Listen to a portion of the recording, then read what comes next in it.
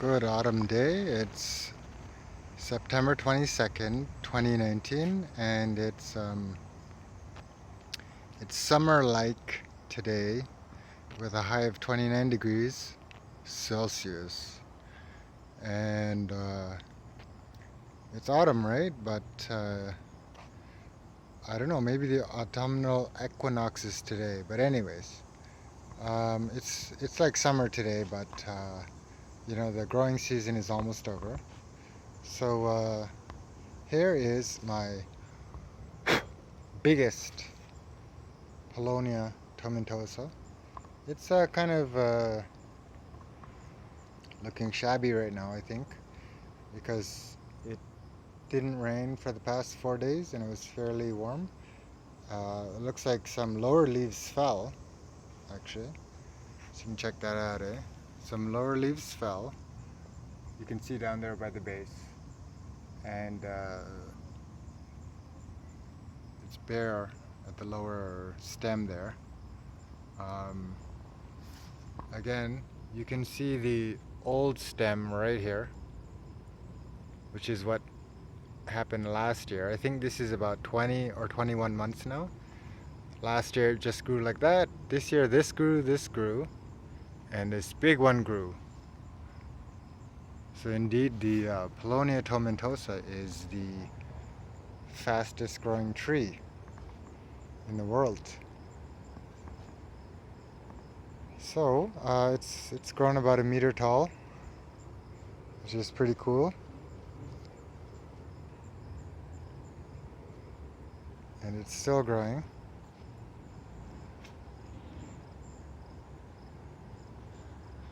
There's another one on this side, which I moved over here from a pot in the back, or from the back, because I think a raccoon had, no, maybe a skunk had like kind of uprooted it. But then when I moved it, I accidentally stepped on the stem and kind of snapped it in a big place. And these are pretty fragile, actually. The stems, the roots, and the actual trunk are pretty fragile, kind of like celery, I would describe it. I guess until it gets a little older and more woody. But I moved this one about 2 weeks ago, and all the leaves dropped off, or the stems and the leaves. You can see how it looks there like that. But then it grew a little leaf up here. So hopefully it'll grow something before the end of the growing season. And then here's one that I moved a while back. So the old stem right there, and the new, a little bit of new growth on top. I don't know why it's getting destroyed by bugs or something, but it's looking pretty raggedy now. Even the new growth on top, like this is new growth after it was moved, is pretty raggedy. But it'll probably grow next growing season. So you can compare that one to that one. And here in the middle is just a tree of heaven, a Lanthus altissima, which just grew there by itself from wind dispersed seeds. So I'm just letting it grow. That one I'll probably chop down or something. And then I got some little pawpaw that I'm gonna be growing on the side here. 3, 4, and 5. I hope to have a little pawpaw garden where I can get some fruit and stuff. And it looks like this time of the year the squirrels are, burying their nuts, so they're just digging up different pots or different places and burying their nuts. I got more pawpaw here. This catalpa Also just wild grown. It's eaten, has been eaten by caterpillar. But most of this side garden here is wild grown. I just didn't mow the lawn for a while. And, trees just popped up. The two tall ones there are black walnut. Because as you can see at the very back, there's probably an 80-year-old black walnut. So this year the black walnuts were not as heavy as last year, but they're still dropping. Squirrels are still collecting them. But anyways, that's why a ton of black walnuts grow around here, just because there's mature ones. And then there's also American elm right in the middle there. And then these ones that have already dropped all their leaves are the tree of heaven again. And then there's a lot of red mulberry. That's red mulberry. Red mulberry. Those also grow really quickly. You can see it's about probably less than a meter high, but a month ago that wasn't there like that.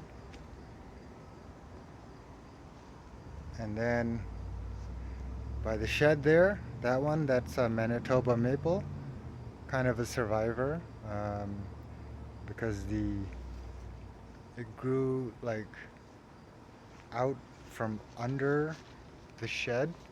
You can see its trunk is it's like a snake coming out from under the shed. So I decided to let that grow.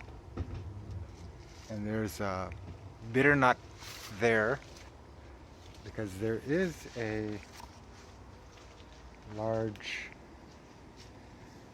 bitternut tree. That one right there, that's a bitternut, and I tasted them. They're kind of gross, very bitter. And back here there's a Robinia pseudoacacia that I planted. It's growing like crazy, because the soil right here is where I put piles of leaves and old wood down there. So it's just old wood with piles of dirt and leaves on top and branches, and so that's Hugin culture they call it, or something, where in Germany they just bury wood and then let it decompose. So that the trees and plants here grow extremely well. And there's a red mulberry here that just grew from probably bird droppings, and I just put different plants under there in pots or whatnot, and just let them grow, see how they'll grow. And most of these in pots are apple trees, black walnut. And also I collected some American chestnut that I foraged. So these American chestnut, they're not the same as the Chinese chestnut. They're quite small. Let's see if I can find. Let's see if I can find one. Here you go. This one, it's just opening up because it's getting dry. And this one, I took the chestnuts out. But the American chestnut is native to northeastern US and southern Ontario. It used to be it used to compose about 25 to 30% of the forest cover in the forests of northeastern US and southern Ontario before chestnut blight was introduced from China, because people wanted to grow chestnut in their yard, and the chestnut blight wiped out a lot of them. There are still some examples left, but chestnut blight wiped out a lot of them. But let's open up those. So as I was saying, chestnut blight wiped out a lot of the the native chestnut, and some of them were massive, massive trees, like huge.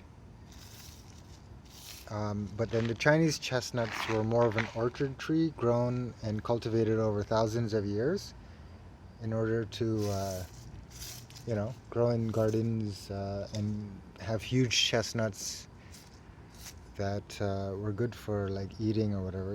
If you go to China, you'll find chestnuts roasted on the street.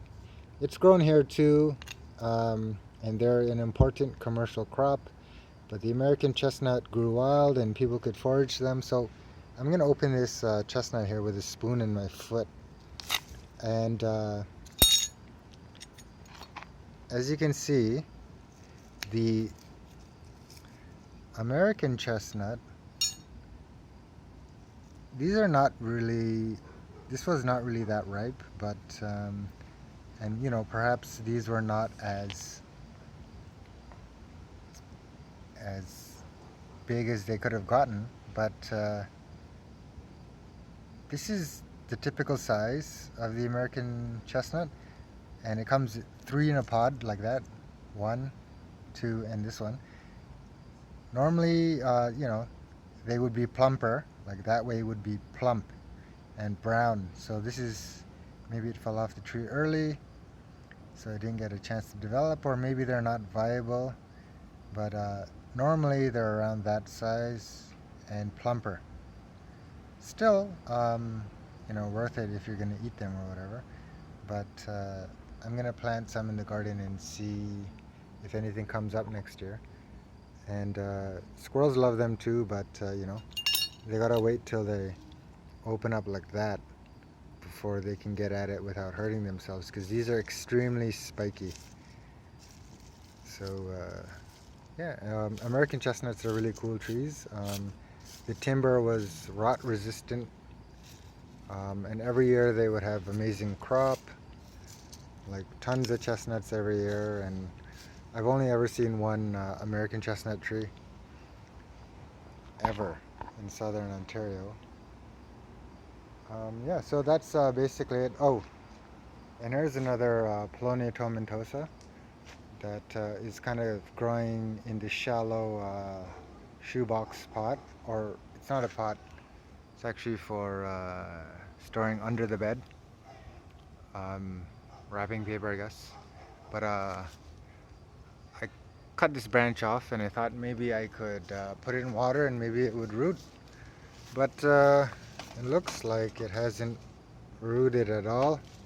It's all wilted, no roots there, so I guess it'll be dead, but that's okay.